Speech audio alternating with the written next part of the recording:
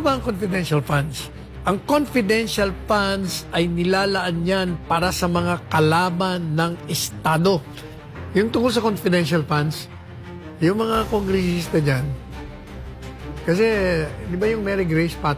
Yatos. Sabi nila, oh, fake yan ah. Sabi ng NSA, wala kaming record dyan. Non-existent yan. Sabi ng isang congressman, ewan ko sinong pangalan ng congressman yun, spurious document. Hoy, Mr. Congressman, hindi spurious, spurious ang pronunciation mo. Nasama ka na doon sa mga congressman with regards. Sumama ka na rin doon sa congressman evidences. Doon sa isang congressman na country. Talaga, huwag na kayo kasi English ng English. Anyway, yun daw dokumento, peke. Kaya ibig daw sabihin, ang UBP, nag-pulsify, lahat ng mga resibo daw, puro peke. Alam po ninyo,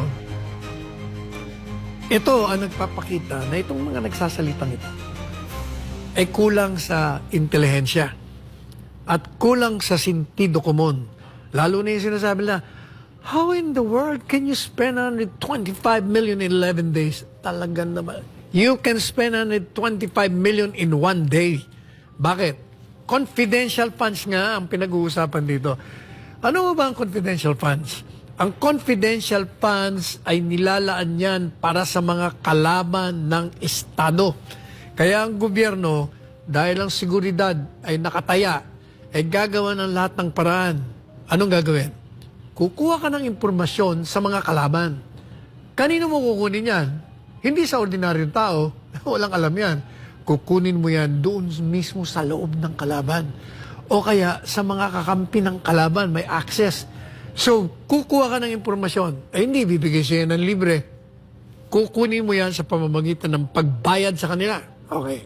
So, pag nakuha mo na, anong gagawin? Ito, MJ, ang mga hindi gumagamit ng utak.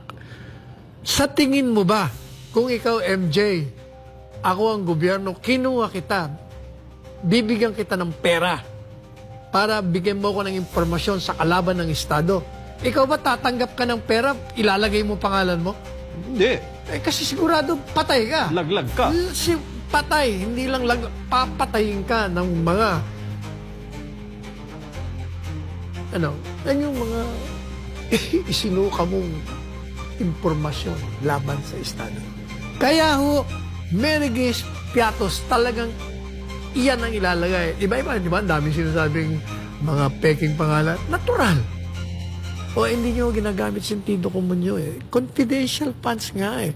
Kaya sabi nga ni Sammy Martires, ombudsman, wala akong nakikitang ginawang illegal o irregular si Inday Sara. Pangalawa, pag sinabi mong confidential funds, hindi mo natatanongin kung saan mo ginastos siya. Kaya confidential eh.